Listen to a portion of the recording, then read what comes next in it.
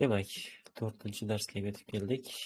Vazifa qilib, shu 4-darsdagi lug'atlarni keyin grammatikani o'qib kelish kerak edi.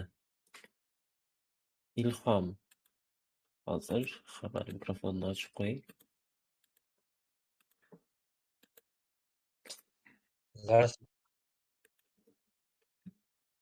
Здравствуйте. Ovozingiz uzilib qoldi.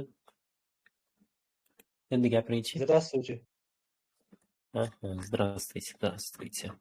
Готовы? Tayyormisiz? Да. Xo'sh, хорошо. Demak, boshladik. Kasbing bo'yicha kimsan yoki kimsiz? To'g'risi. Kasbing bo'yicha kimsan? Aha. Lug'atlar yodlagansiz-a? 4-darsdagi. Kasbing bo'yicha. Ya'ni kasbini so'rash bo'lsa.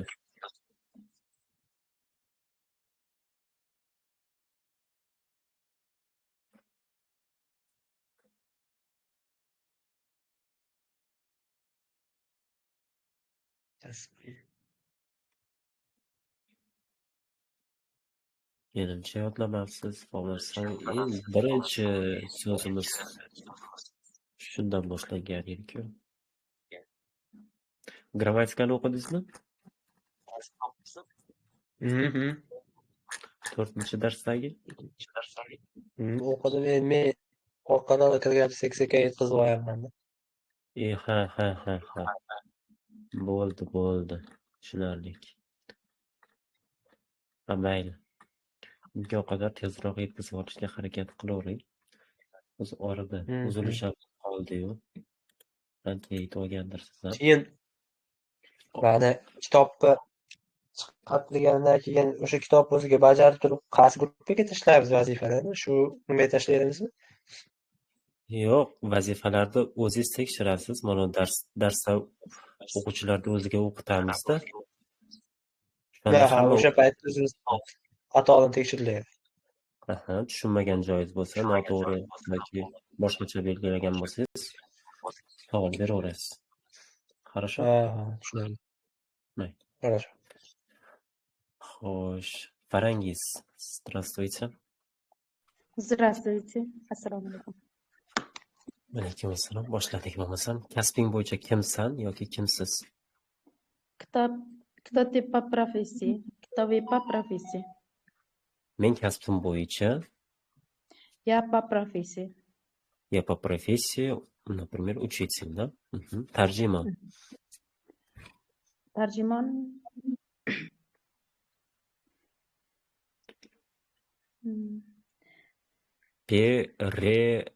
Переводчик. Переводчик, да. O'qituvchi. Учитель. Yoki преподаватель. Xo'sh, maktab. Школа. Школа. O'qimoq. Учиться. Учиться. Ishlamoq. Работать. Работать. Хорошо. Yaxshi. Qolganlari o'zbek tilida ham bir xil so'zlar ekan. Zavod, pochta, institut ularni so'rab o'tirmadim. Xo'sh, endi sizdan grammatikani ham so'raymiz. Ko'plikda, ya'ni larda o'tib bo'lganimizda dars oldim. Demak, da qo'shimchasini nima qilib berasiz bizga? Men sizga so'z aytaman. Siz misol uchun maktab desam, siz maktabda degan shaklini aytishingiz kerak-da. Школе. Universitet. В университете. Muzey. В музее. Посольство. В посольстве. Завод. Да, заводы. На заводе. На заводе. Почта. На почте. На почте, да. Zavod bilan pochtaga na ishlatamiz. Хорошо. Endi fe'llar berilgan ekan. Xo'sh, fe'llarni chuqur o'rganuvdik. Bu kelgan mavzuyimizda umumiy berib ketgan ekan. Biz batafsil o'rganib chiqdik. Fe'llar demak ikki guruhga bo'linadi degandik-a. Xo'sh. Birinchi guruh fe'llar qanday harflar bilan tugaydi? Ikkinchi guruh fe'llar qanday harflar bilan tugaydi? Oxiri qanaqa tugaydi? Birinchi guruh. Et, Yo'q. at, yat. Молодцы. At yoki yat bo'lib tugaydi oxiri. So'zning oxiri shunaqa tugaydi. Ikkinchi guruhdachi? Et, yet. Yet. Yet. Yo'q, et emas. It, mana i bilan. It yoki yet bo'lib tugaydi ekan. Endi 6 ta qo'shimchasi bor har bittasini. O'sha 6 ta qo'shimchani qo'shishdan oldin, demak, birinchi guruhdagi fe'llardan qaysi qismini olib tashlaymiz? T mana mehr znakni. Молодцы. Ikkinchi guruhdachi? Et mana yetti. Uchonim. It bilan yet ketarkan, hammasi ketarkan. Молодцы demak. Men 6 tasini yozib chiqay. Ya, ты, он, она ham bo'lishi mumkin. Мы, вы, они. Demak, ya da birinchi guruhda nima qo'shamiz ekan? Yu. Ikkinchi guruhdachi? Yu, i. Unda ham. Yu. Ha, Ye. yo'q, to'g'ri aytdingiz, yu qo'shiladi. Endi tda birinchi guruhda nima qo'shamiz? Ekranda ko'rinyapti? Ish. Tda nima? Yesh, aha. Ish.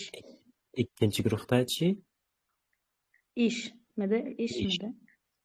Ish, aha. Shu bir dona harfda farq qiladi, ya'ni nimaga aylanib qoladi? Iga aylanib qoladi ikkinchi guruhda. On anadachi? Yet. Yet. Bu yoqda it bo'ladi. Mayda? Yem. Yem bo'ladi yoki im qo'shimchasini oladi. Vida? Yeti. Iti qo'shimchasini oladi. Oxirgisi anida? Yut, yat. Yat qo'shimchasini olar ekan. Молодцы. Работать fe'lini o'zgartirib beramiz. Работать, работаю. Ты. Работаешь. Он. Работаем.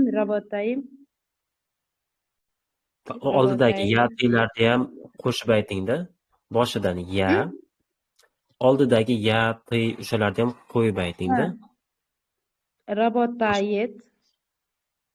U nimaniki? Yanikimi, qiyinikimi, o'ndikimi, qaysi birini qo'shimchasi? Aytmoqchi bo'lganim. Я работаю. Aha. Kingisi. Ты работаешь. Он работает. Мы работаем. Да. Вы работаете. Да. Они работают. Они работают. Keyin учиться degan fe'lni bergandim. Fe'lim bor edi. U qanaqa o'zgaradi? Я учусь. Ты учишься. Ага. Ты учишься. Ага. Он учится. Да. Мы учимся. Да. Вы учитесь. Вы учитесь. Вы учитесь. Chunki it oladida. Он. Они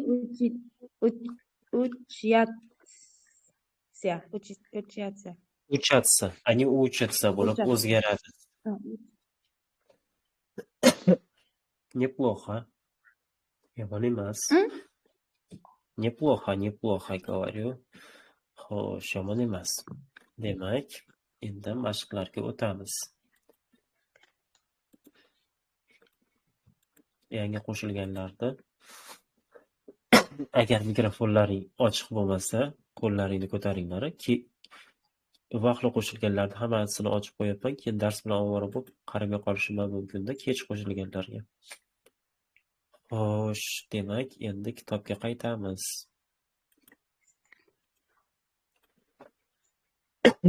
Xo'sh, avvaliga dialoglar bor. Shularni o'qishimiz kerak. G'afforov Jamshid. Здравствуйте.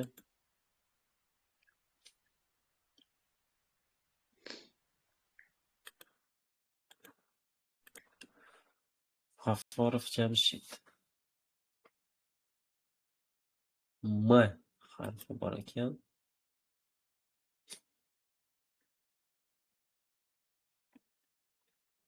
Profilda yashilmi, ko'kmi nima turibdi keng? Kimligini bilmayman.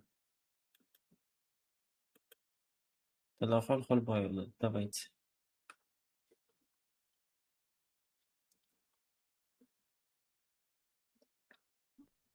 Tilahol Xolboyevni. Здравствуйте. Можно я? Здравствуйте. Здравствуйте. Наташа, Давайте. это мой друг. Что Ага. говорит? Да. Наташа, bu mening do'stim. Его зовут Иван. Uning ismi, uni Ivan deb chaqirishadi. Очень Да. приятно. Иван, кто вы по профессии? Да. Tanishganimdan xursandman. Ivan, kasbi bo'yicha kim? Siz deyaptimi? Kasbingiz bo'yicha kimsiz? Kasbingiz bo'yicha kimsiz? Я юрист. Я работаю в банке. А где вы работаете? Men yurist, Yuristmi? huquqshunosman. Да. Men Yuristga sezam. yuristman. Men bankda ishlayman. Да. Men bankda ishlayman. Siz qayerda ishlaysiz? Sizchi deyapti. Aha. Я повар. Я работаю в ресторане. Men oshpaz, restoranda ishlayman. Men oshpazman, restoranda ishlayman deyapti-da. Хорошо. Dialog 2.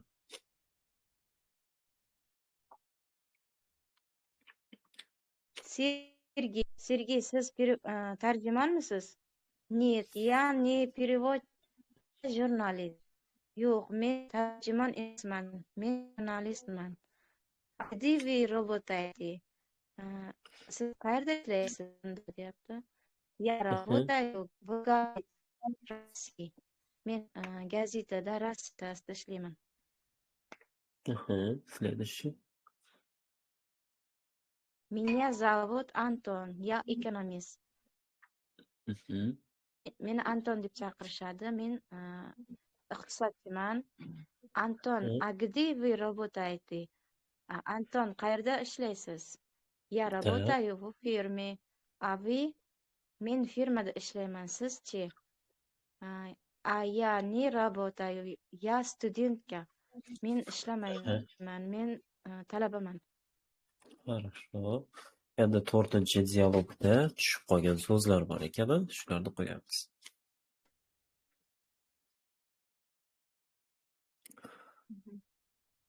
Давайте. Виктор, Dialog это 4. твои друзья? Да. Viktor, bu sizning do'stlaringizmi deyapti. Sening, a? Да, это Твои. мои друзья. Это Ага. моя подруга Наташа. Ага. Твои. Bu mening do'stlarim. Mening dugonam Natasha. Bu deyapti-da. По профессии она посланникmi? Посланник. Посол. Посол. Postul. Elchi deganida. И работает в посольстве. U elchixonada elchi bo'lib ishlaydi va kasbi bo'yicha elchi u ishlaydi. Elchixonada ishlaydi. Да. А это мой друг Дима. Bu esa mening do'stim Dima. Дима почтальон. Он работает не почте, на почте. На почте. Ага. Dima pochtachi. Ага. U pochtada ishlaydi. Хорошо. А где ты работаешь? Sen-chi qayerda ishlaysan? Я не работаю. Я учусь в Учусь. universitете. Men ishlamayman. Ага. Men universitetda o'qiyman. В университете. Молодцы. Диалог 5. Здравствуйте. Assalomu alaykum. Добрый день. Xayrli kun. Давайте познакомимся. Меня зовут Борис. Keling tanishamiz. Meni Boris deb chaqirishadi. Очень приятно. А меня Tatyana. Boris, кто вы по профессии? Tanishganimdan xursandman. Men Tatyana. Boris, siz kasbingiz bo'yicha kimsiz? Ага. Я врач, я работаю в больнице. Men shifokor, shifoxonada ishlayman. A вы, sizchi? Я инженер. Men injenerman. Я работаю на заводе. Men zavodda ishlayman. Молодцы. Dialog 6. Bu oxirgi dialogimiz. Keyin tekst boshlanadi. Bu yerda ham tushib qolgan so'zlar bor ekan. Давайте.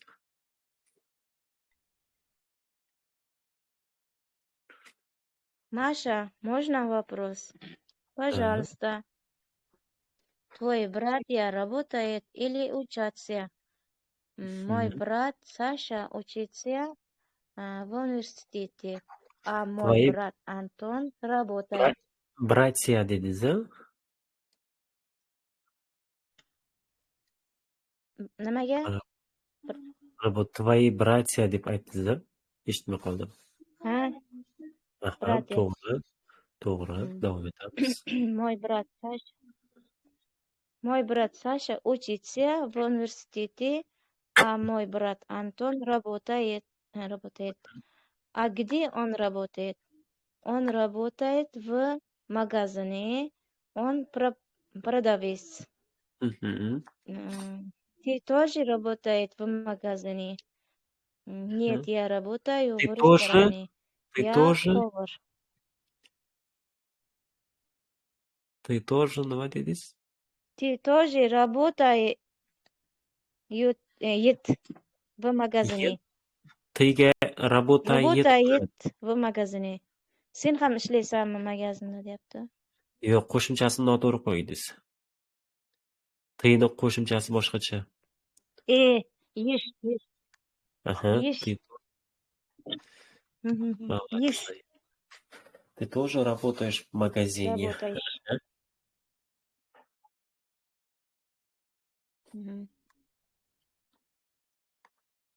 Yo'q, men ishlamayman restoranda. Men oshpaz.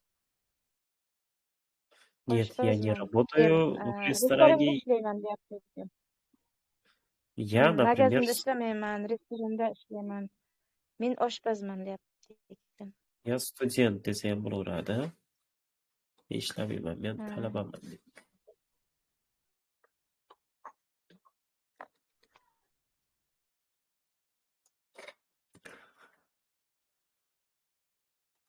Хорошо. Текст. Алтынбаева Мелисаха, давайте. Здравствуйте. Здравствуйте. Ассаламу алейкум. Давайте познакомимся. Keling tanishamiz. Меня зовут Александр. Мен ismim Александр. Я по профессии продавец. Men kasbim bo'yicha sotuvchiman. Я работаю в магазине. Men ishlayman magazinda. Это мои родители, bu mening ota-onam. Мой отец инженер, mening otam injener, он работает на заводе, u ishlaydi zavodda. Моя мать преподаватель, mening onam o'qituvchi, она работает в университете, u ishlaydi universitetda. Это моя тетя Елена. Bu mening xolam Yelena. Она врач и работает в больнице. U vrach ishlaydi, больницада ishlaydi. Это мои братья Антон и Саша. Bu mening akalarim Anton va Sasha. Они не работают, ular ishlashmaydi. Они учатся в школе, ular maktabda o'qishadi. Это мои друзья, моя подруга Таня и мой друг Миша. Bu mening do'stlarim, dugonam Tanya va do'stim Misha. Tanya работает и учится. Tanya ishlaydi va o'qiydi. Она учится в институте и работает в ресторане. U o'qiydi institutda va ishlaydi restoranda. Tanya официантка, Tanya официант. Misha работает в музее, он гид. Misha ishlaydi muzeyda, u yo'l boshlovchi. Ты работаешь или учишься? Кто ты по профессии, где ты работаешь? Sen kimsan, qayerda ishlaysan yoki o'qiysan? Kasbing bo'yicha kimsan, qayerda ishlaysan? Давайте отвечаем. Javob beramiz. Ты работаешь или учишься? Я учусь в университете. Кто ты по профессии? Я по профессии учительница. Учительница. Где ты работаешь? Я работаю в школе. Хорошо. Вопросы к тексту. Матынге savollar. Кто Александр по профессии? Он продавец. Кто по профессии? Его родители. Его отец инженер, а его мать преподаватель. Хорошо, следующий. Где работает его родитель? Uning ota-onasi qayerda ishlaydi?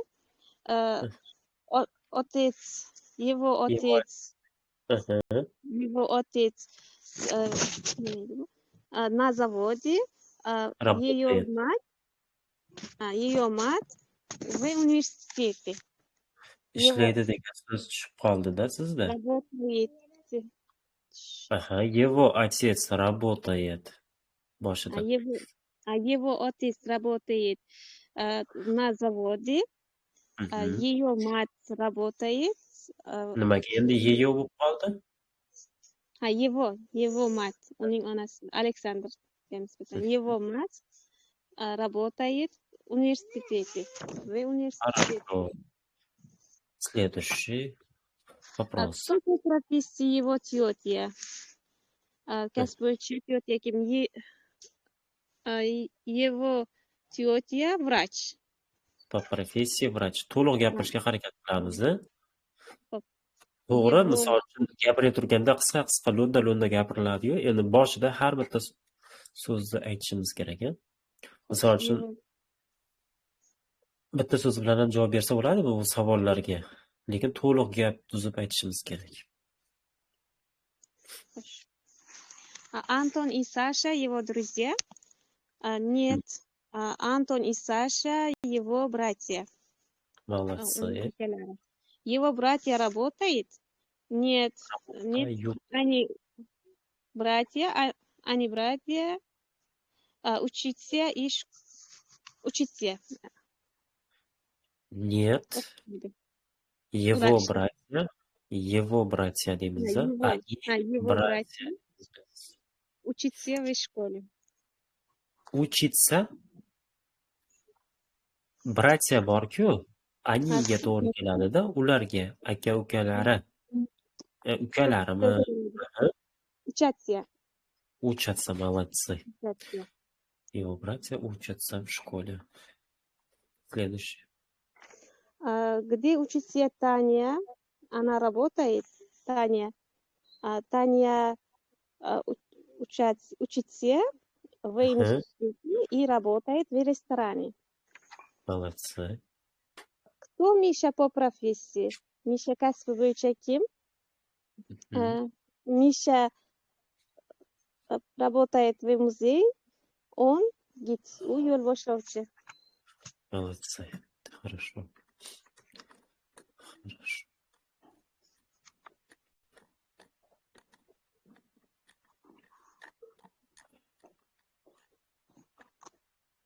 Mashqlari kam ekanu, lekin katta-katta ekan mashqlari. Давайте упражнение 1. Следующий. Yusufjonova Dilobar. Давайте. Упражнение 1. Yusufjonova Dilobar. Давайте. Sekin gapirgan yo'q. Xo'sh. Упражнение 1. Один. O'qiraymi? Да. Он работает в фирме. Я учусь Да. в университете. Молодцы. Где ты работаешь? На почте. Где они учатся в школе? Где они учатся? В школе, да? Ага. Учатся. Учатся. Мы Учатся. работаем в магазине. Да. Вы работаете в банке. Да. Ты учишься в университете. Нет. Ты. Учишься. Молодцы. Учишься в университете. Где она учится в университете? Подождите. Ты учишься. Учишься. Все. Ага. 8.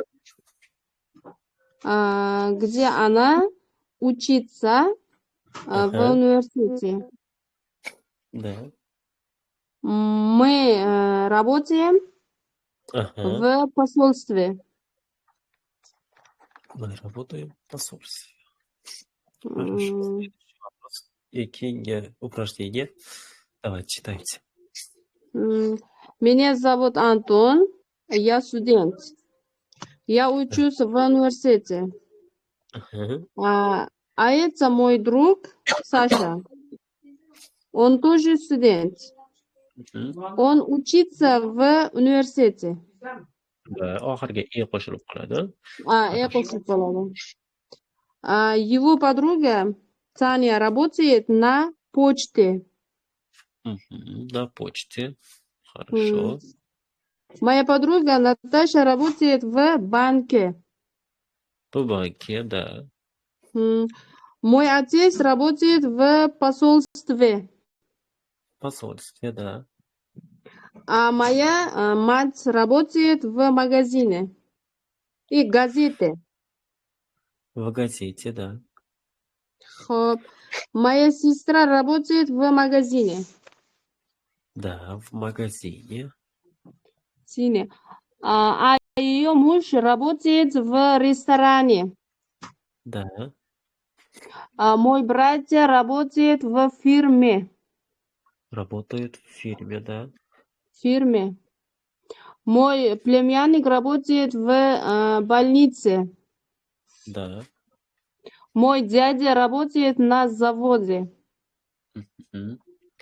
А моя тетя работает в музее. Музее.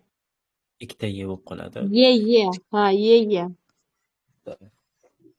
Молодцы. Упражнение 3. Bu yerda kasbini aytish kerak ekan. Rasmiga qarab savollarga javob berish. Давайте. Где Иван по профессии? Иван почтальон.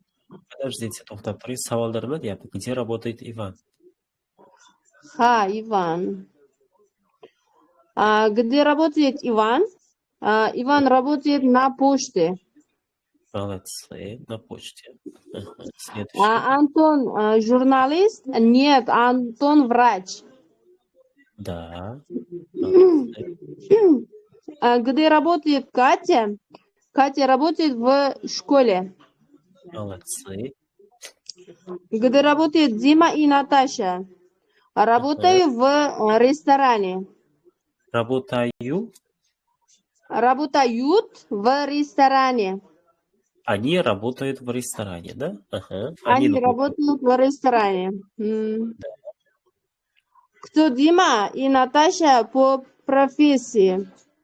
Ага. Профессии Дима и Наташа официант, Наташа повар.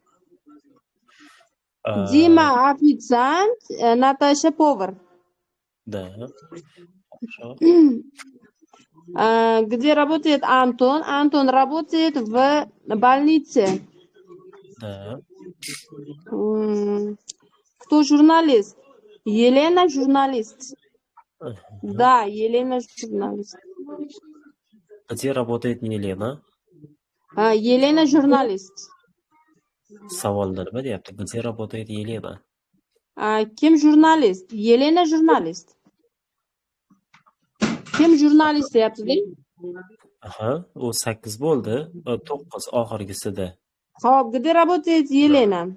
Елена работает в газете. В газете. Молодцы. Да. Молодцы. Хорошо. Дальше. Следующий у нас Усманова Зарнигор. Давайте. Упражнение 4. Здравствуйте. Здравствуйте. Давайте.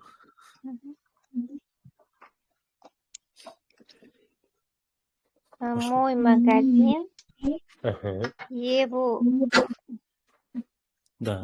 гид, Да. моя школа, Ага.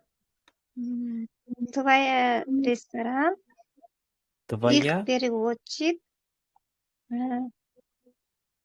тебе. Нет. Тебе emas. Твой. Noto'g'ri formani qo'ydingiz. Tvoy bo'ladi. Tvoy. Твой, извини. Aha. Их переводчик, Да. его, ее учитель, Да. нас повар, Nas. вас Nas bo'ladimi? нас Nash bo'ladi. Nash Nash. bo'ladi. Chunki nasni nimaga ishlatamiz? nima Nas. bilan adashtirib hozir. Ha, bo'ldi. Keyingisi 8. Ваш завод, Да. мой юрист, Молодцы. ana ее vrach bo'ladimi o'zi? Ее врач, да, uning vrachi. Ее,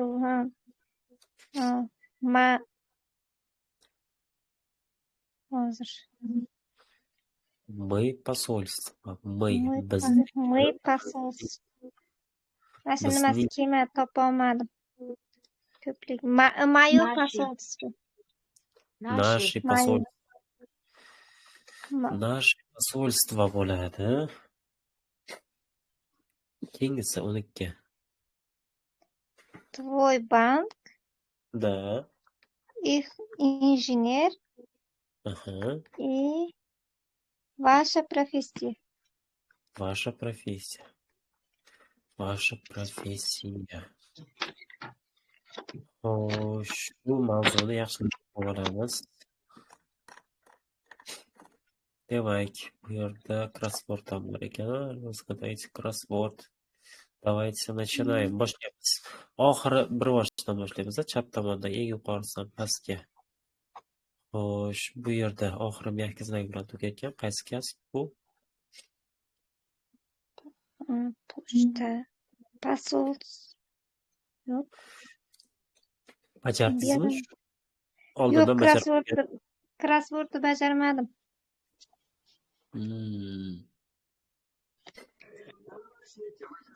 Три. Учитель. Учитель, давайте. Учитель.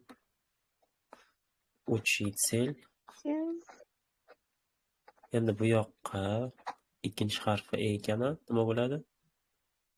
Переводчик. Переводчик. Oxiri ch bo'lib tugar ekan. Bu qaysi kasb? Это Врач. врач. Да.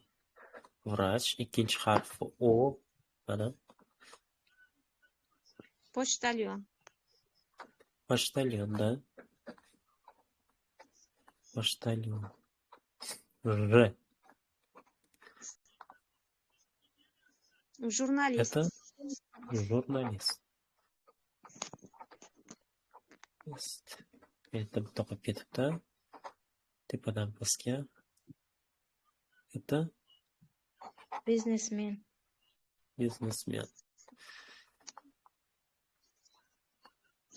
Biznesmen. Хорошо. Mana bunisi R harfi bor ekan, oxiridan bitta nimasida. Injener. Injener.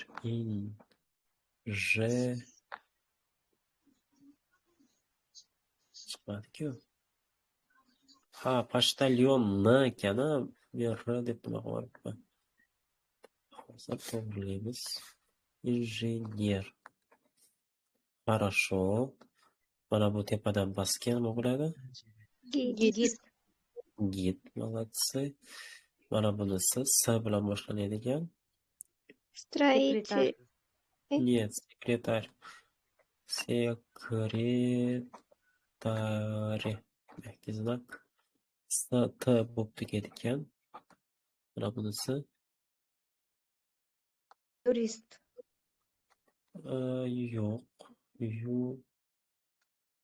Yo'q, to'g'ri ekan, yurist. Yurist, молодцы. Mana bunisi ikkinchi harfi R. Продавец. Продавец, да. Продавец. Вот это. Mana bu. Повар. Повар, да. Повар. Вот это. Экономист. Экономист.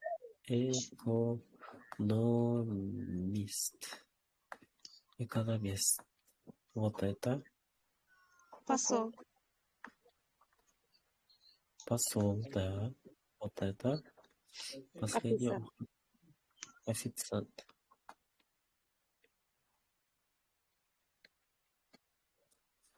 Слонова Зарнигор, давайте. О себе наматерганцев, да? Да. Давайте.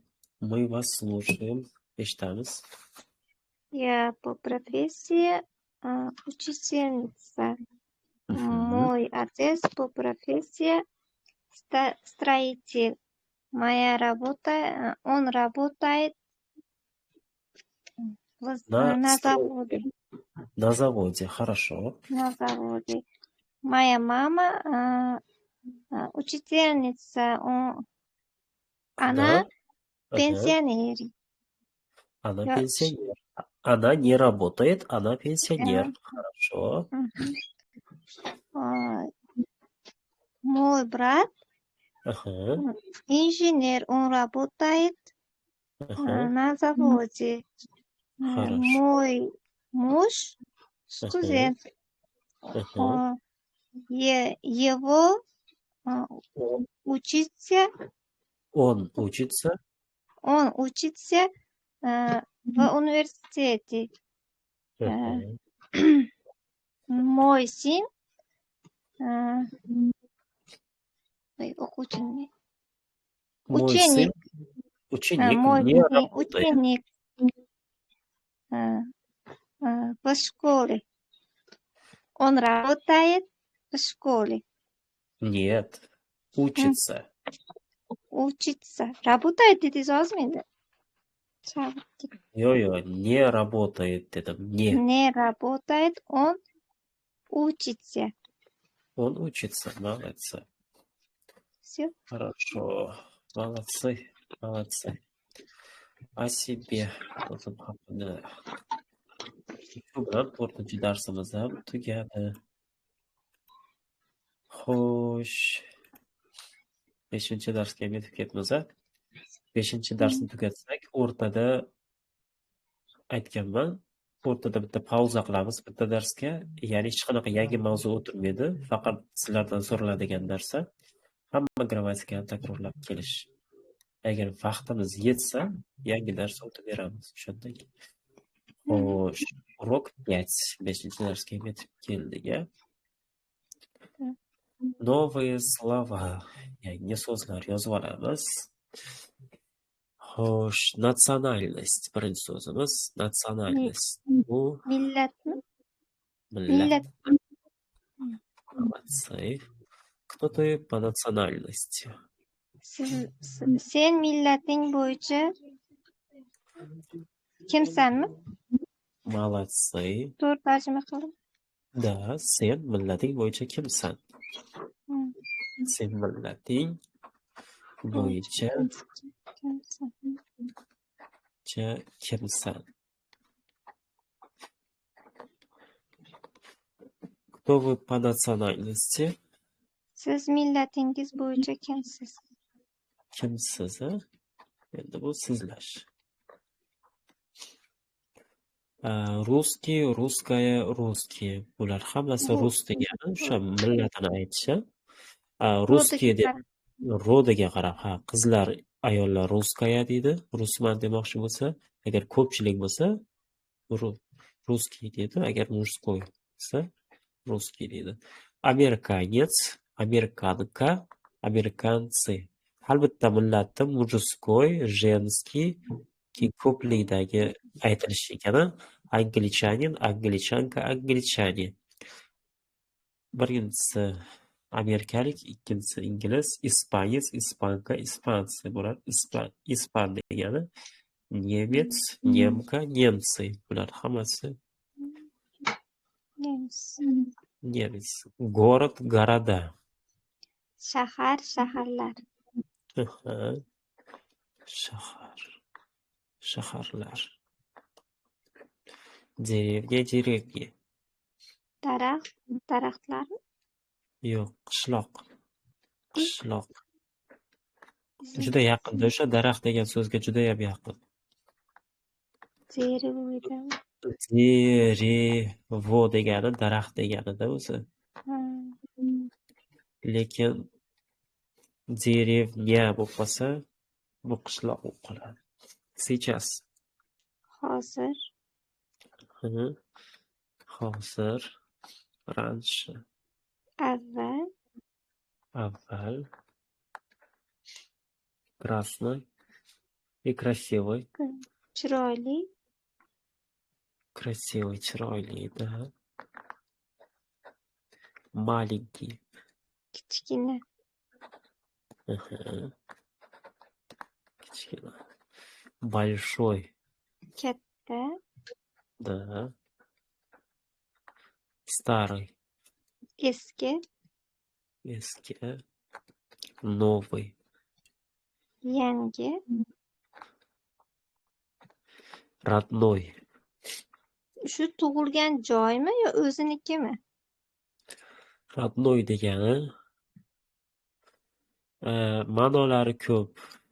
Misol uchun родной brat desa tug'ishgan akasi bo'ladi. Misol uchun родной город desa tug'ilib o'sgan shahri bo'ladi. Tug'ishgan, agar odamga nisbatan bo'lsa, родная сестра, родной брат bo'lsa, shunda tug'ishgan bo'ladi. Tug'ishgan. Agar joylarga bo'lsa, misol uchun родной город bo'lsa, undaqa tug'ilib o'sgan. Biz ona degan so'zga to'g'ri keladi. Ona vatan dedi-yu, yo'q, unaqa emas. To'g'ri keladi. Tug'ilib o'sgan. To'g'ri. Tug'ilib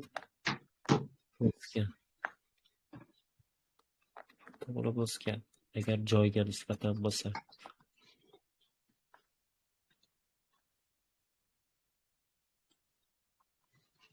Odamga nisbatan ishlatilsa, Toshkent.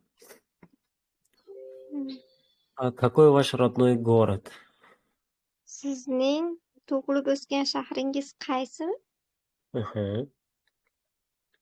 Sizning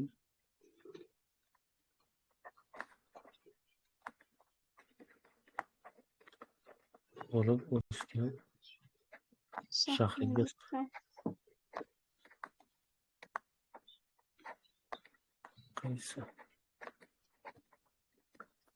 Мой родной город. Mening tug'ilib o'sgan shahrim Mm.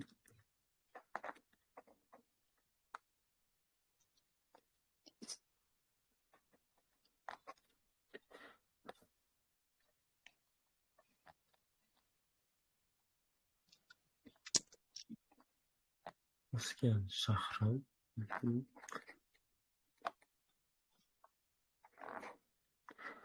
Xo'sh, жить. yashamoqmidi? Да.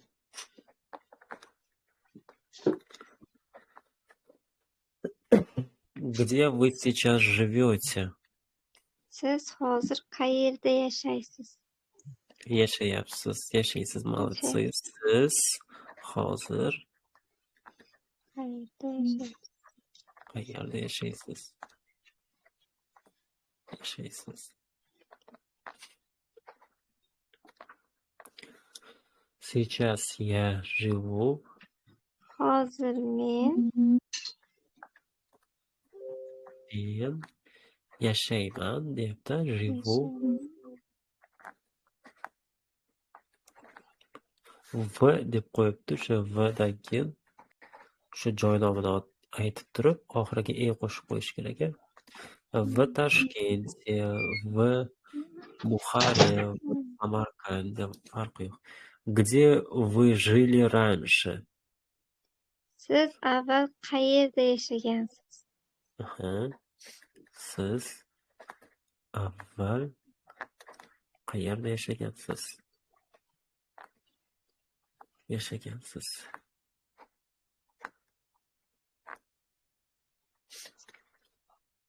Раньше я жил Avval men yashaganman va Andijonda. Aha. Avval men yashaganman.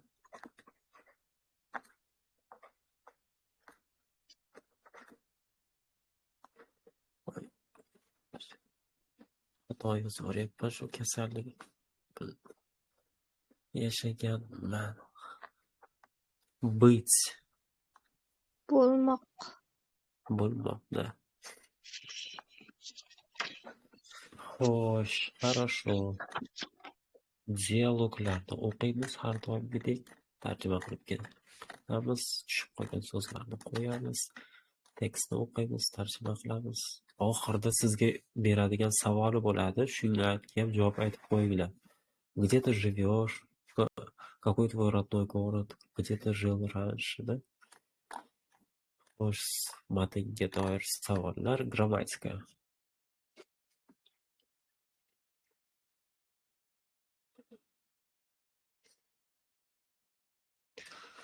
Xo'sh.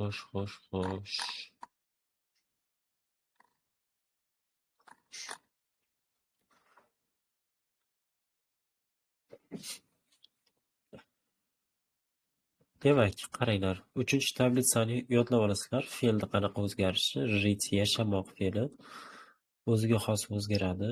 Я живу, ты живешь, он, она живет, мы живем, вы живете, они живут bo'lib o'zgaradi. Buni shunchaki yodlab qolsak bo'ldi. Ikkinchi tablitsa bu o'sha 4-darsda o'tganimiz borku, so'zni oldiga v qo'yib oxiriga e qo'shamiz dedik-ku.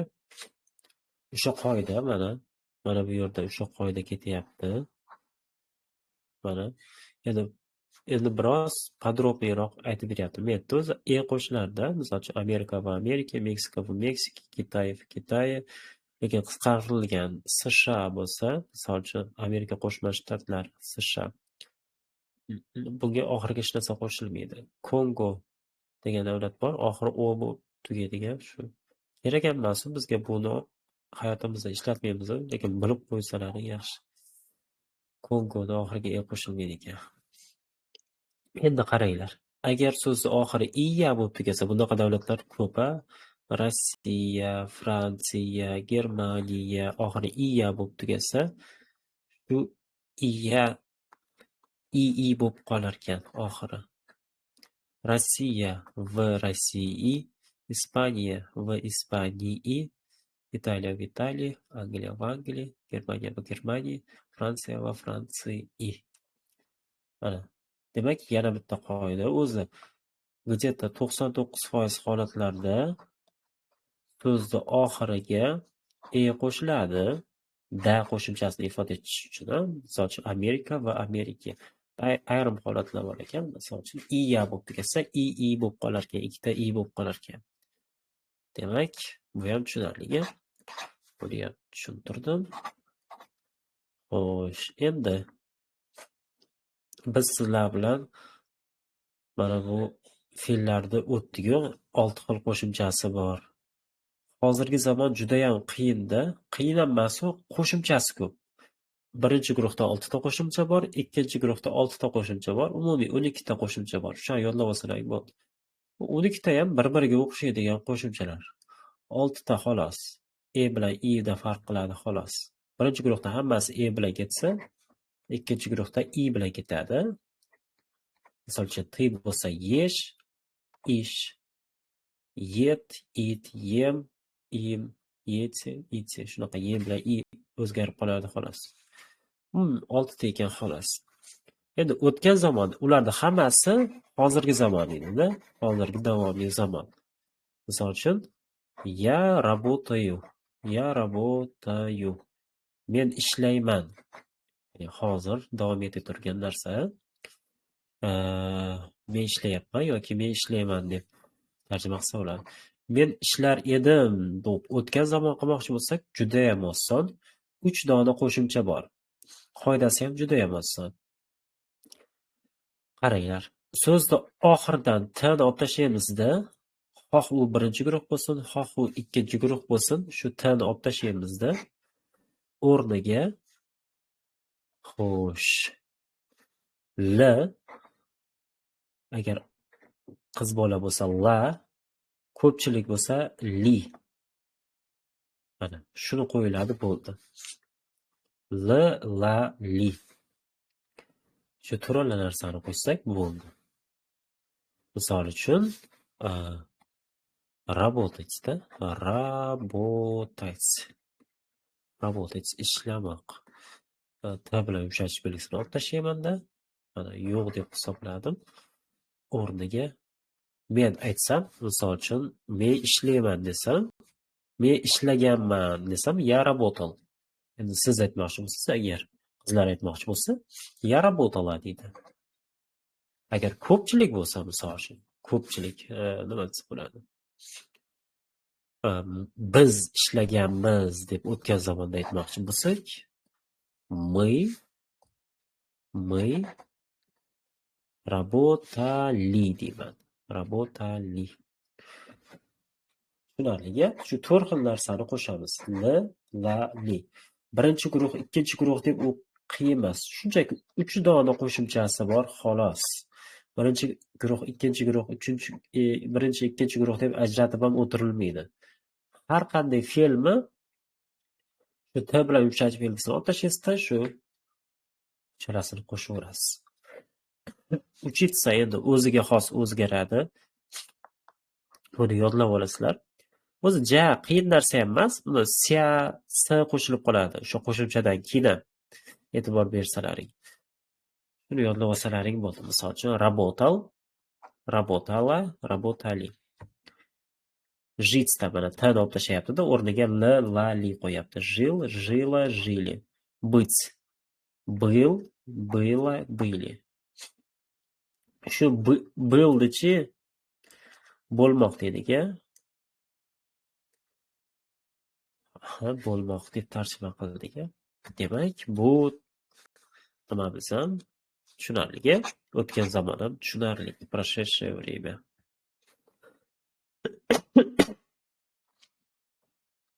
Bular juda ham oson narsalar. Li bo'ldi. Buni o'zi shundoq ham o'tganmiz. So'z oldiga v yoki na qo'yib turib oxiriga e qo'shamiz. Endi mana bu yangisi chiqdi. iya bo'lib tugasa, ii bo'lib qoladi. Buni shunchaki eslab qolsalaring bo'ldi.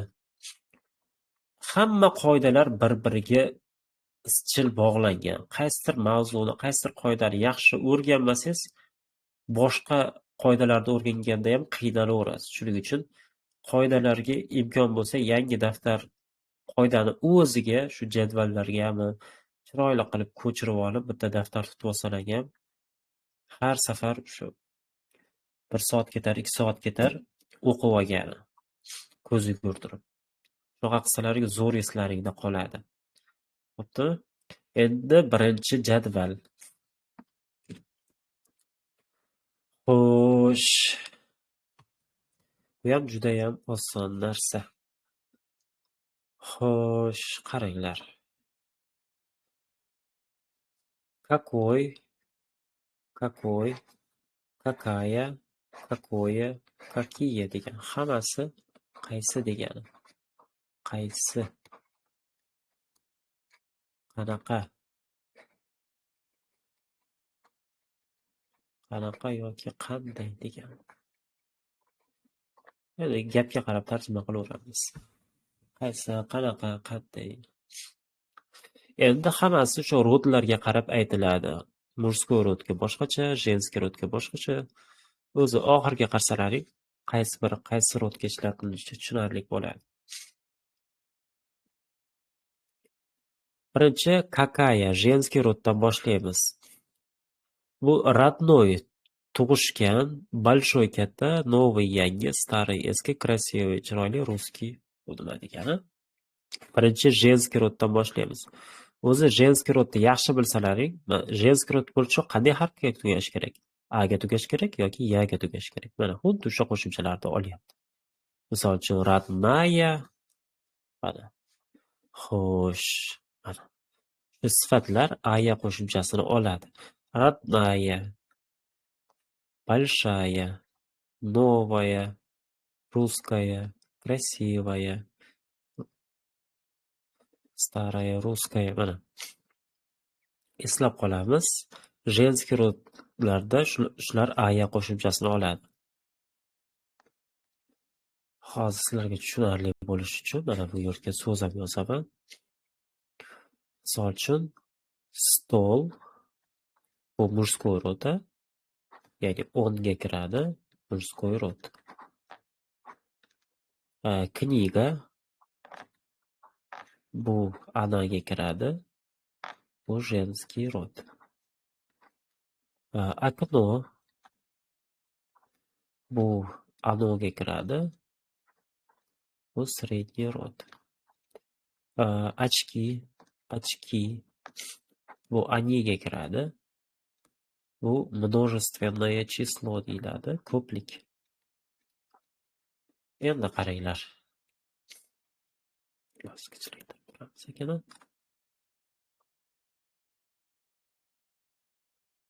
Xo'sh. Sredniy rodda, mana sredniy rod bo'lish uchun, ya'ni ano bo'lish uchun qanday harflarga tugash kerak? O bilan e ga tugash kerak. Mana sifatlar ham xuddi o'sha qo'shimchalarni olyapti mana. Родное, большое, новое, старое, русское, красивое, hokazo. Demak, qaranglarda aya asosan 99 u 10-9% holatlarda aya oladi. Eslab qo'yinglar. Bu yaya где-то 10 tam 12 tam so'zni shunaqa yaya oladi, ularni ko'rib chiqamiz. O'yi ham xuddi shunaqa. Shunchaki bilib qo'yinglar, ye degan qo'shimcha ham bo'lib qolishi mumkin. Ular bitta-ikkita chiqib qoladi kitobda, shunda ko'rib ketamiz. Agar sredniy rod bo'lsa, mana o'yi olarki. Ko'plikda bo'lsa, o'yi yoki iye qo'shimchasini oladi. Qachon qaysi birini oladi desa, endi murskoy rodga qaytamiz. Lug'atni yodlay turganimizda-chi, shunaqa sifatlar chiqsa-chi, murskoy rodda beradi-da. murskiy rodda ba'zan o'y oladi, ba'zan iy oladi, ba'zan i oladi. Endi qachon qaysi birini qo'shamiz, qanday yodlab olamiz, uchala qo'shimcha qaysi so'zga qaysi biri qo'shiladi desa, o'zi lug'at yodlay turganda beixtiyor shu qo'shimchasi bilan yodlab qo'ygan bo'lasiz. Misol uchun katta nima degan desam, sirazi siz большой deysiz, a? Большой ko'ryapsizmi? Sirazi o'y bilan qo'shib aytyapsiz, o'zingiz bilmagan holda. Demak, lug'atlarda murskiy rod holatida beradi. Misol uchun yangi nima degani? Новый deysiz, a? Новый. Mana iy bilan aytyapsiz. Shunaqa. Rus nima degani desam, русский deysiz, a? Русский. Ya'ni i bilan aytasiz, a? Русский. Aytmoqchi bo'lganim, bunga bosh qotirmanglar. Qachon o'y oladi, qachon iy, qachon i. Shunchaki lug'at yodlay turganda o'zi shundoq ham yodlab olgan bo'lasiz. Endi qaranglar. Endi ko'plikka qaytadigan bo'lsak, bu yerda ko'plikda ba'zan iy oladi dedik, ba'zan i oladi dedik. Qanday farqlab olamiz desa, agar murskiy rodga qaytamiz. Agar murskiy rodda iy bilan tugatgan bo'lsa, i bilan, mana iy, mana i'ni imkon ko'rsatishga harakat qilyapman. I bo'lib tugasa, misol uchun rусский ular iy oladi.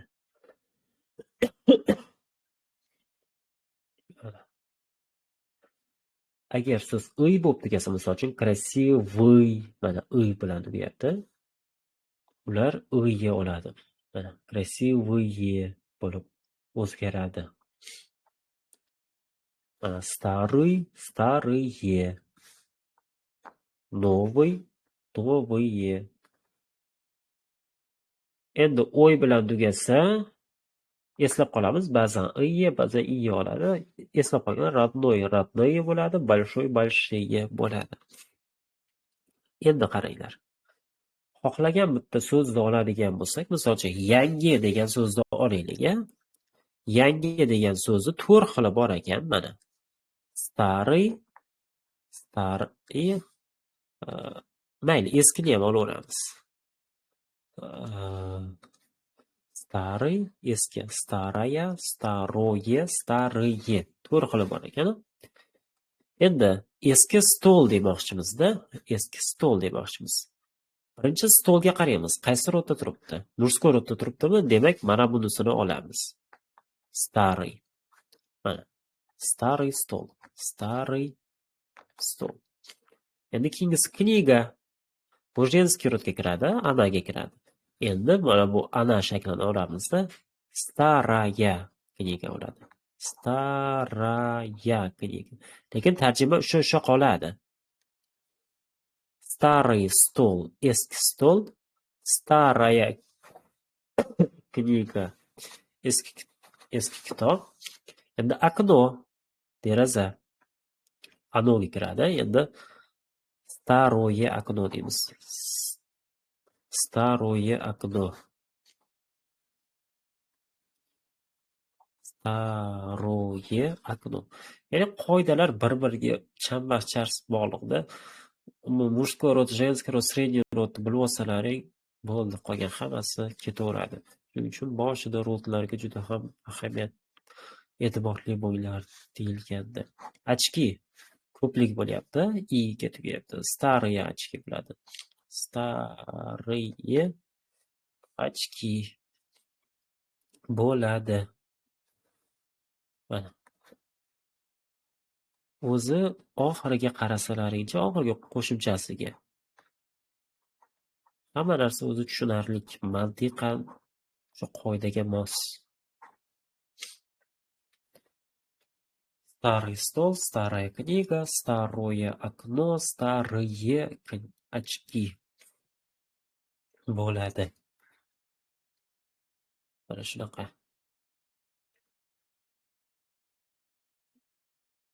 Xo'sh, shu 5-darsda endi shanbaga tayyorlab kelasizlar, ertadan keyinga. Xohlasa shularni ko'rib olamiz. Demak, упражнение 1. Birinchi mashqda nima qilish kerak ekan? Сейчас я живу в Moskvе. Hozir men Moskvada yashayapman. Bu hozirgi zamonda. Раньше, avval esa yashagan edim Amerikada. Mana bu so'zni o'tgan zamonini qo'yish kerak. Chiroyli, mana bu жить. Hammasi demak жить qo'yish kerak ekan, qaranglar. Chunki nimada shuni so'rayapti-da mana. Жить fe'lini qo'ying deyapti. To'g'ri formada. Qaranglar, agar gapda сейчас bo'lsa, hozir bo'lsa, o'z-o'zidan bu hozirgi zamon bo'ladi. Agar раньше desa, avval desa, o'z-o'zidan o'tgan zamon bo'ladi. O'tgan zamonda bilamiz, 3 xil qo'shimcha bor. Har qanday fe'ldan t bilan yumshatish belgisini olib tashlaymiz-da, keyin l, la, li qo'yamiz.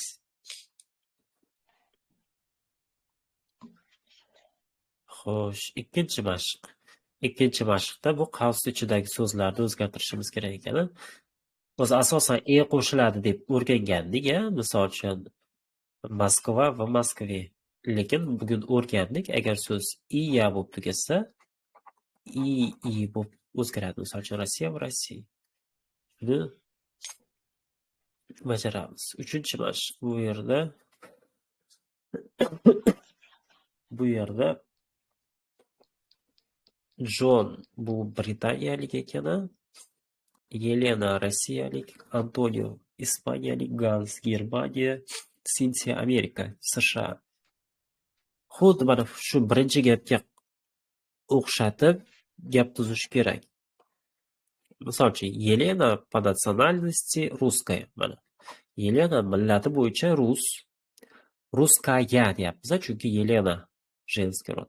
Она живет в России. U Rossiyada yashaydi. Ее родной город Москва. Uning tug'ilib o'sgan shahri Moskva. Antonio millati bo'yicha ispan. Ispan so'zini yozasizlar, murskoy rodini. U Ispaniyada yashaydi, uni tug'ilib o'sgan shahri deb turib o'sha Ispaniyadagi birorta joyda nomini aytib qo'yasizlar-da.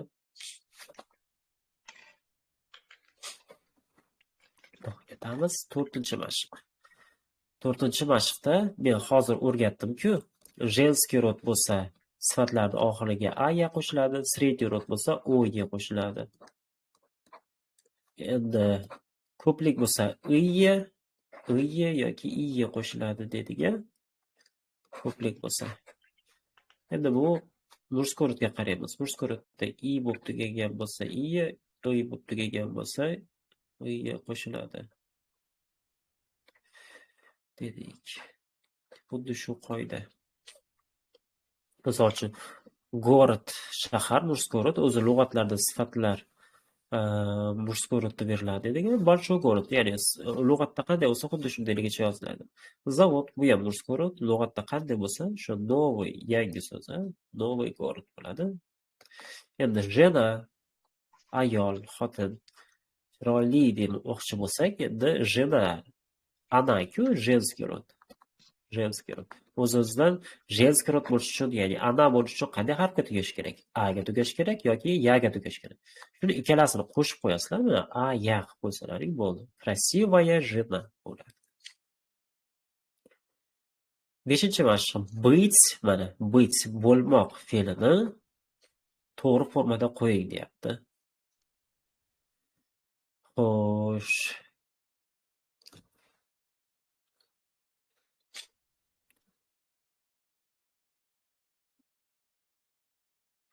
Hammasida shu o'tgan zamonda qo'yish kerak ekan. Agar murskoy rod bo'lsa был, женский rod bo'lsa было, ko'plik bo'lsa были bo'ladi.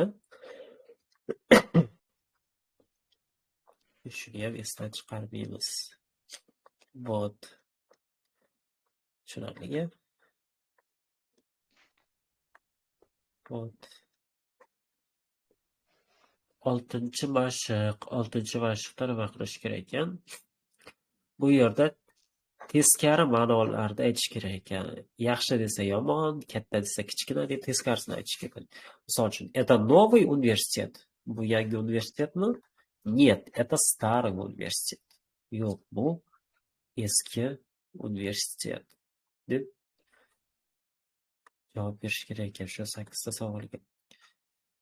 Xo'sh, mo'y tvой наш vaqtda takrorlab olgani, shu kitobimiz zo'rligi shu yerda ham ko'rsa bo'ladi. Ya'ni eski o'tib ketgan mavzulardan ham yana bitta mashqlarni berib qo'yaveradi, esdan chiqib ketib qolmasligi uchun. Eski o'sha 1-chi, 2-chi, 3-chi darsdagi mashqlardan ham yana berib qo'yaveradi. Shuning uchun yaxshilab bajaringlar. Упражнение 8. 8-chi mashqda nima qilish kerak ekan? Bu yerda o'sha mo'y tvoylarni qo'yish kerak ekan. Yo'q, faqat mo'y tvoy emas. Umuman qavs ichidagi fe'llar ham berilgan ekan, hattoki ba'zan. Xo'sh.